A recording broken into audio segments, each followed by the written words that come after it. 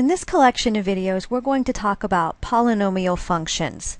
We're going to see how to determine what the degree of these functions are, learn their end behavior, turning points, how to graph them, and so forth. This first video, we're going to identify these polynomial functions and their degrees. So a polynomial is really just the sum of a bunch of monomials. Okay, so poly meaning multi, and we are just taking a bunch of monomials and adding or subtracting them from each other. Now the degree of my polynomial comes from the largest power of x in the polynomial. Most of the time when we see polynomials, we write them in descending order, where the leading term is the highest exponent, and then we just move consecutively down from there. A couple of terms we want to look at together. The first one, if I were just talking about the coefficients. Now the coefficients in my polynomial would all be real numbers.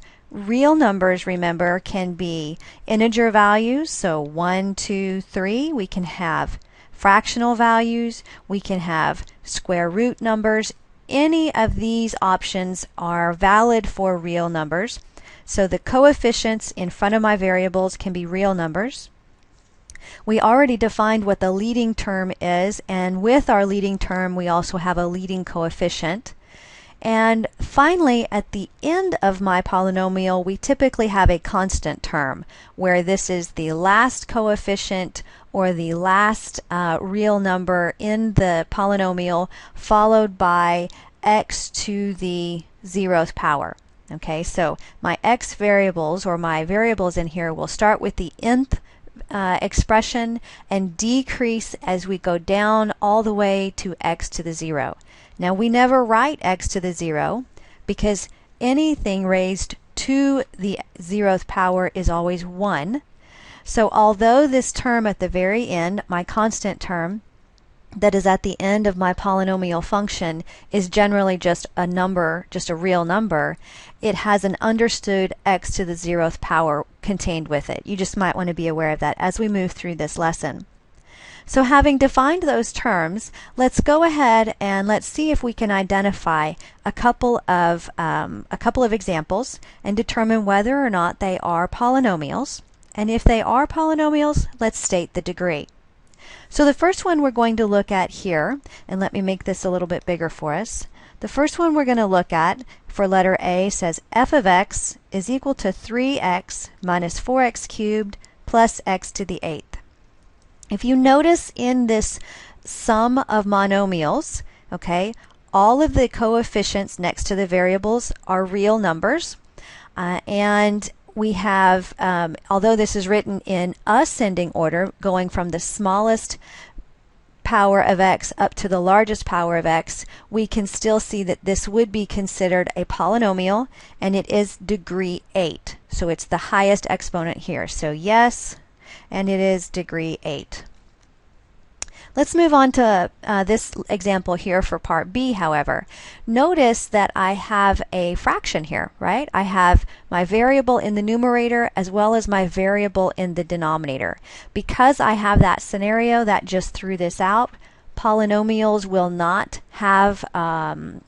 be in this form, and so this is not a polynomial, and we don't need to worry about its degree. Part C. Look at this polynomial here. Okay, this is a polynomial. I just kind of gave it away, but this is a polynomial right here. And so if I've already determined that yes, it is a polynomial, there are no variables in this expression that are in the denominator that would throw it out. But what degree do I have here now? So remember up here I said that the very last term in my polynomial function will be x to the 0th power. Okay, so it's an understood x to the 0th power. So this is the same thing as writing 5 times x to the 0th power, because x to the 0th power is just 1. And so therefore this would be the 0th degree. Okay, that would be a 0 degree. Let's look at this next one here.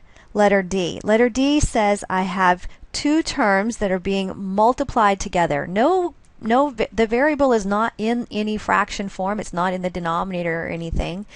And so I do know that this is a polynomial, but what is the power of this polynomial, or what degree is this polynomial?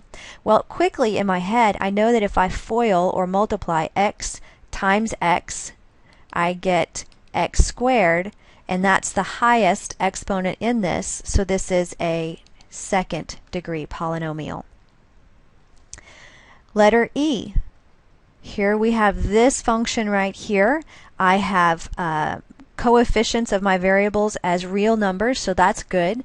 Notice right here I have x to the first power, but what do I have happening here? I have x to the negative first power.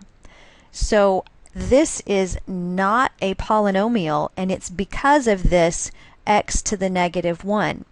X to the negative 1, if I remember my rules of exponents, x to the negative 1 can be rewritten as 1 over x. So it is not a polynomial because we do not have variables in the denominator of my polynomial.